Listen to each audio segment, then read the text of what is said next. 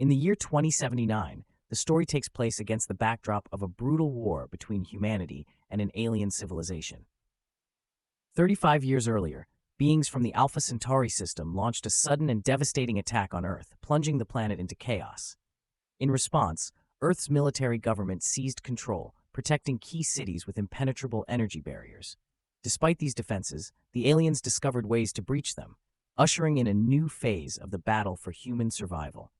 Spencer Olam, who lost his father in these ongoing battles during his early years, is driven by the mission to develop weapons that could end the prolonged conflict. His wife, Maya, stands by his side, working as a manager at a medical center. On the morning of a crucial day, Spencer wakes with anticipation, knowing he is to meet Earth's chancellor during an official visit to the Military Development Institute that evening. Together with Maya, he commutes to work, quietly observing fellow passengers, unaware that their lives are about to change because of his groundbreaking invention. Upon arriving at the institute, Spencer meets his best friend Nelson, and they proudly inspect his advanced nuclear setup, which is set to be presented to the chancellor. Their discussion is interrupted by Major Hathaway, the head of counterintelligence, who greets Spencer before incapacitating him with a concealed stun gun. Spencer collapses, unable to move, and is seized by Hathaway's subordinates and taken to an undisclosed location. When Spencer regains consciousness in a dimly lit interrogation room, he finds himself restrained to a metal chair, monitors attached to his body. Major Hathaway reads from Spencer's dossier, acknowledging his achievements and lamenting the loss of such a brilliant mind. Hathaway reveals intelligence that the aliens have infiltrated Earth using replicants, exact copies of humans who are unaware of their artificial nature. According to Hathaway, the real Spencer was killed by the aliens, and the version of Spencer now in the room is a clone sent to assassinate Earth's chancellor.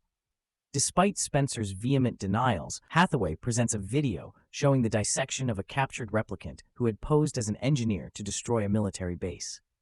Inside the imposter, a powerful explosive device known as the U-bomb was found, disguised as a human heart.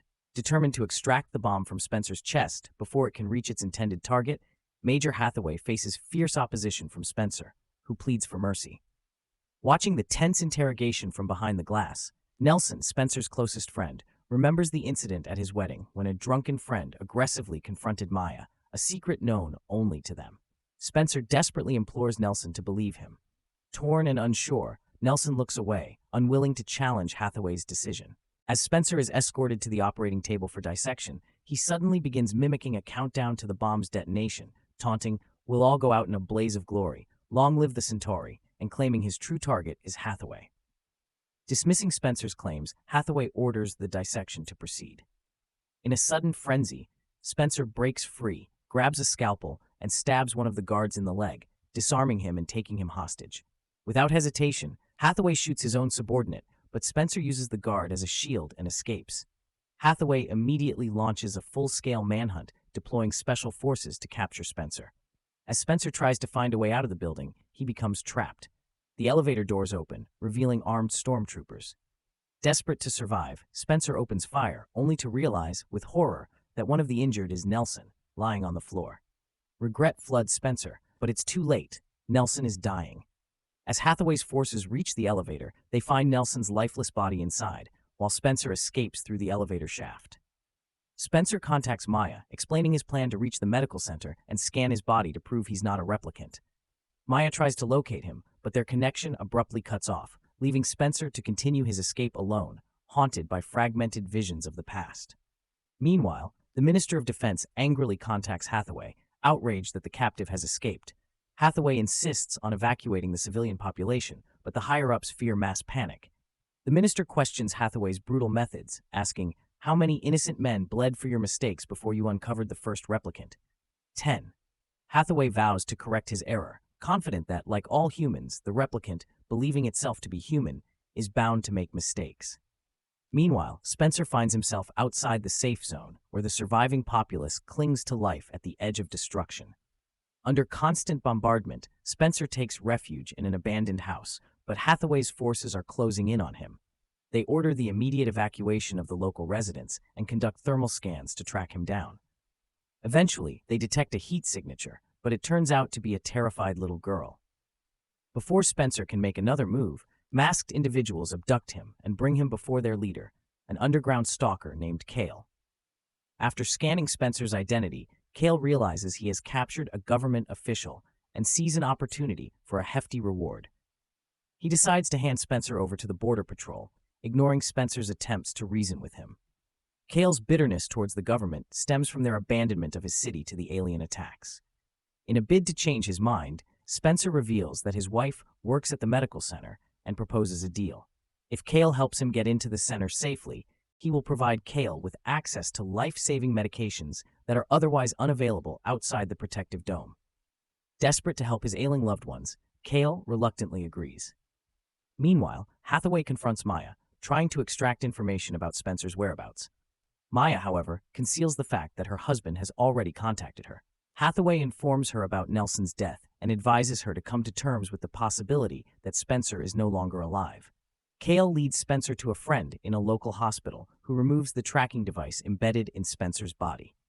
After the procedure, Spencer observes Kale at the bedside of his gravely ill sister. Before they set off for the medical center, Spencer requests to keep the tracking device as a souvenir. The two then descend into the underground tunnels, making their way towards the center. Along the journey, Kale runs into acquaintances and, after a brief exchange, unexpectedly turns his weapon on Spencer. He demands that Spencer reveal the full truth about himself. Forced to come clean, Spencer admits that the government has declared him a fugitive with a significant reward on his head. In that instant, Kale is struck by a piece of rebar and falls unconscious. His accomplices, seeing the opportunity for the reward, attempt to kidnap Spencer. A fierce fight ensues, and Spencer is outnumbered. Kale regains consciousness and unexpectedly helps Spencer, shooting one of the attackers who was trying to strangle him. Terrified, the remaining assailants flee. Grateful for Kale's intervention, Spencer confides in him that his pursuers believe he is an alien who has taken over a human identity. Despite the shocking revelation, Kale chooses to trust Spencer. The duo emerges from the tunnels at a train station, where Spencer conceals his face with dark glasses and a hood, blending into the crowd. However, he is once again tormented by haunting visions, this time seeing Maya's image flickering in the flames of a bonfire. Overwhelmed, he tries to flee but quickly collapses, losing consciousness. Kale once again steps in and takes Spencer to a secluded area, saving him from further trouble. When Spencer awakens, he speculates that the security forces may have used psychotropic drugs to weaken his mind. He is consumed by guilt as he recalls the tragic event during his escape. "My best friend. The doors opened. I think I killed him." Suddenly, Spencer spots Hathaway in the crowd and, in a bold move, intentionally bumps into him, slipping a tracking device into the Major's pocket. Moments later, Hathaway is alerted that the prisoner has reappeared on the radar, sending all patrols to chase the decoy. Kale, accustomed to operating in secrecy, expresses frustration with Spencer for his reckless actions. Despite the close calls, they reach the medical center undetected. Spencer removes the identification token from a stormtrooper's lifeless body and, disguised as a doctor and a wounded soldier, the two infiltrate the facility. Along the way, Spencer glimpses Maya but is unable to signal her. Using a glove embedded with Maya's fingerprints, Spencer leads Kale into the medication storage area, where the stalker quickly gathers the necessary drugs to save hundreds of people living outside the protective dome. Their mission complete, the two part ways. As a farewell, Kale gives Spencer his weapon, ensuring he has some means to defend himself against his pursuers. Meanwhile, Hathaway discovers the tracking device on himself and flies into a rage, realizing he had been chasing his own decoy. He immediately directs stormtroopers to the medical center, suspecting that Spencer will try to reunite with his wife. Spencer, however, has already infiltrated Maya's office and found a cassette containing the recording of his last medical scan. Now he must conduct a high-tech re-examination and compare the results with the previous scan to prove he is not a replicant. Spencer tracks down a doctor and, under the threat of the weapon, forces him to perform the scanning procedure. As the scan begins, Spencer braces for the truth. The doctor secretly sends a distress signal, and a nurse enters the room, shocked by the scene. She quickly leaves to inform security about the fugitive. Kale, overhearing her conversation, rushes in to warn Spencer of the imminent danger. Just as he does, armed stormtroopers storm the room, forcing Spencer to abandon the scan, never uncovering the truth about himself. A fight breaks out between the two and the soldiers. While they manage to fend off the attackers, Kale sustains a knife wound. After providing first aid to his friend, Spencer urges Kale to escape. Meanwhile, Hathaway closes in on Spencer and begins his pursuit. Spencer darts into a ward filled with severely injured patients, using the chaos to blend in with them. Hathaway sends stormtroopers to explore the underground tunnels, then enters the scanning room. Realizing that Spencer was trying to prove his innocence, Hathaway begins to question his belief that Spencer is a replicant, earning a degree of respect for the fugitive's determination. Reaching a train station platform, Spencer pauses to plan his next move. A news broadcast catches his attention, reporting a forest fire caused by a strong electromagnetic anomaly. He recalls spending romantic weekends there with Maya, but has no memory of the fire, which coincided with those trips. Stealthily taking a phone from a sleeping man on the platform, Spencer contacts Maya. Initially hesitant and unsure if Spencer is truly who he claims to be, Maya eventually agrees to meet him. The couple reunites in the woods where they first met, making sure they aren't being watched. Spencer explains his plan. He believes the aliens couldn't reach him because their ship crashed in the woods, starting the fire. If he can find the wreckage, it will prove his innocence. Maya, trusting her husband, embraces him after their long separation. Their brief moment of peace is interrupted as stormtroopers surround the forest. Spencer and Maya flee deeper into the woods, hoping to find the alien ship before they are captured.